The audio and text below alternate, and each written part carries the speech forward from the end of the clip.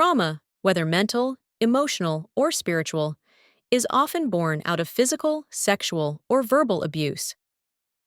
That first moment of abuse, when you were unable to defend yourself as you wished, leaves a lasting mark.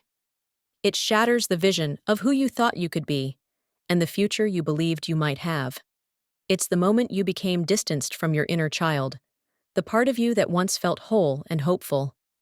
I remember the pain of that realization, the acknowledgement that something was wrong with me, the thought that I might never be able to do this or that, though I hoped new experiences might eventually help me overcome it. For many of us, however, that hope fades, and we turn to addiction to cope.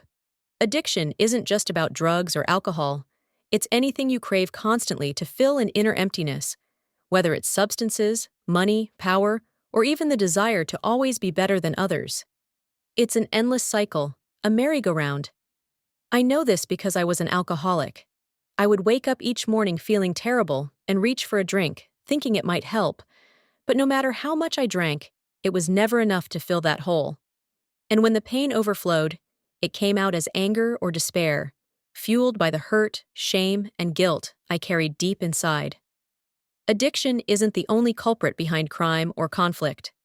The root cause lies in those deep-seated wounds, pain that resurfaces, sometimes explosively, when we try to numb or suppress it.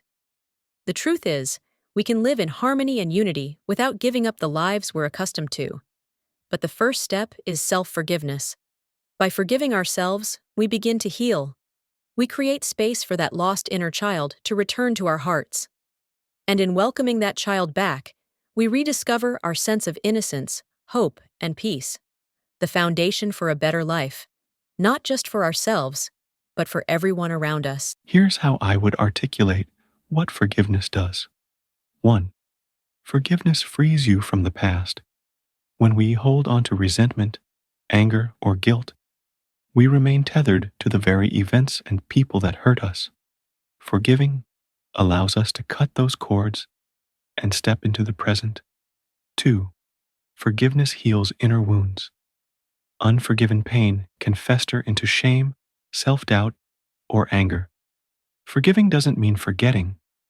It means acknowledging the pain, learning from it, and choosing to no longer let it define you. 3. Forgiveness reclaims your power. When we hold on to grudges, we give power to the person or event that caused our pain. Forgiveness shifts that power back to us, allowing us to dictate the terms of our healing. 4. Forgiveness restores connection. It opens the door to reconnecting with others, sometimes even the ones who hurt us. But most importantly, it reconnects us with ourselves, especially the parts of us that we've buried in self-protection. 5. Forgiveness nurtures peace. True forgiveness brings an inner peace that radiates outward, influencing how we relate to others and the world around us. 6. Forgiveness welcomes your inner child. That child represents innocence, hope, and joy, the parts of us that often get lost in life's struggles. Forgiveness invites them back into our lives. Forgiveness is a gift you give to yourself. It doesn't excuse harmful actions or mean you condone what happened. It's simply a way to reclaim your freedom, your peace, and your ability to move forward.